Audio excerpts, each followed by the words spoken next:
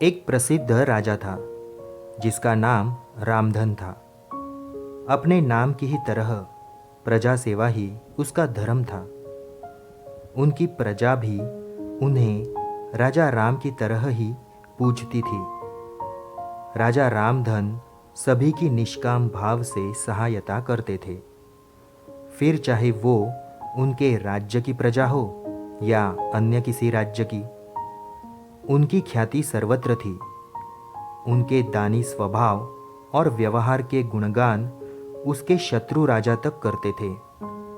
उन राजाओं में एक राजा था भीम सिंह, जिसे राजा रामधन की इस ख्याति से ईर्ष्या थी। उस ईर्ष्या के कारण उसने राजा रामधन को हराने की एक रणनीति बनाई और कुछ समय बाद रामधन के राज्य पर हमला कर दिया। भीम सिंह ने छल से युद्ध जीत लिया और रामधन को जंगल में जाना पड़ा।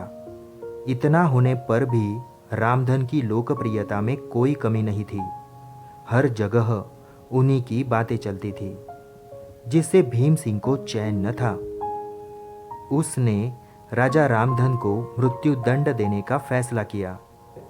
उसने ऐलान किया कि जो राजा रामधन को पकड़कर उसके सामने लाएगा वो उसे 100 सोने की दिनार देगा। दूसरी तरफ राजा रामधन जंगलों में भटक रहे थे।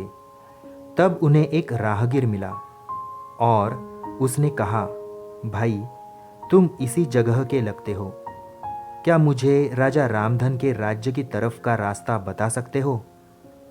राजा रामधन ने पूछा, तुम्हें क्या काम है राजा से? तब राहगीर ने कहा, मेरे बेटे की तबीयत ठीक नहीं, उसके इलाज में सारा धन चला गया। सुना है राजा रामधन सभी की मदद करते हैं, सोचा उन्हीं के पास जाकर याचना करूं।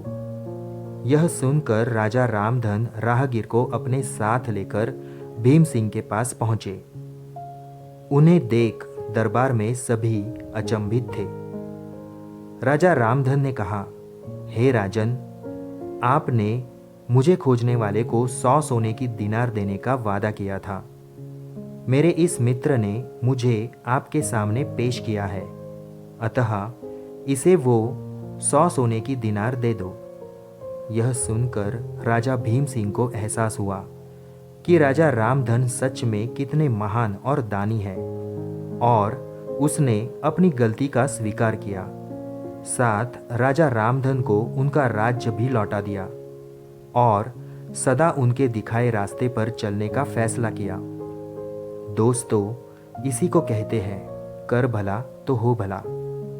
कहाँ एक तरफ भीम सिंह राजा रामधन को मारना चाहता था और अंत में राजा रामधन ही उसके सामने आए। वो लज्जित हुआ और उन्हें उनका राज्य लौटा दिया और स्वयं को उनके जैसा बनाने में जुट गया। महान लोग सही कहते हैं, कर भला तो हो भला। राजा रामधन के अच्छे स्वभाव का ही फल था, जो वो हारने के बाद भी जीत गया।